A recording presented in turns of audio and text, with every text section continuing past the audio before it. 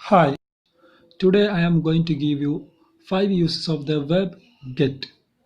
ഇന്ന് നമുക്ക് ഗെറ്റിൻ്റെ അഞ്ച് ഉപയോഗത്തെക്കുറിച്ച് മനസ്സിലാക്കാം. നമ്പർ 1, ഗെറ്റ് എന്നുള്ളത് വാങ്ങുക എന്ന അർത്ഥത്തിൽ ഉപയോഗിക്കാറുണ്ട്.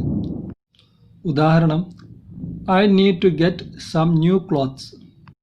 എനിക്ക് കുറച്ച് പുതിയ ഡ്രസ്സുകൾ വാങ്ങേണ്ടതുണ്ട് എന്നാണ് അർത്ഥം. രണ്ടാമത്തേത്, സ്വീകരിക്കുക എന്ന അർത്ഥത്തിന് ഗെറ്റ് ഉപയോഗിക്കാറുണ്ട്. ഉദാഹരണം, I got A bike for my birthday. എൻ്റെ ബർത്ത്ഡേക്ക് എനിക്കൊരു ബൈക്ക് കിട്ടി എന്നാണ് അർത്ഥം. നമ്പർ 3, ബിക്കം എന്ന അർത്ഥത്തിലേക്ക്, അതായത് ആയിത്തീരുക എന്ന അർത്ഥത്തിലേക്കാണ് ഗെറ്റ് ഉപയോഗിക്കാറുള്ളത്. ഇത് സാധാരണ ഒരു അഡ്ജക്റ്റീവിനോട് കൂടെയാണ് വരാറുള്ളത്. ഉദാഹരണം നോക്കുക, ഐ ആം ഗെറ്റിംഗ് അനോയിഡ്. എനിക്ക് ശല്യമാകുന്നുണ്ട് എന്നാണ് അർത്ഥം. നാലാമത്തേത്, ഗെറ്റ് എന്നുള്ളത് മനസ്സിലാക്കുക എന്നുള്ള അർത്ഥത്തിലേക്ക്. ഉദാഹരണം നോക്കുക, I don't get this joke. എനിക്ക് ഈ തമാശയങ്ങ് മനസ്സിലായില്ല എന്നാണ് അർത്ഥം. ഗെറ്റ് അഞ്ചാമതായി ഉപയോഗിക്കുന്നത് എത്തുക എന്നുള്ള അർത്ഥത്തിലേക്കാണ്.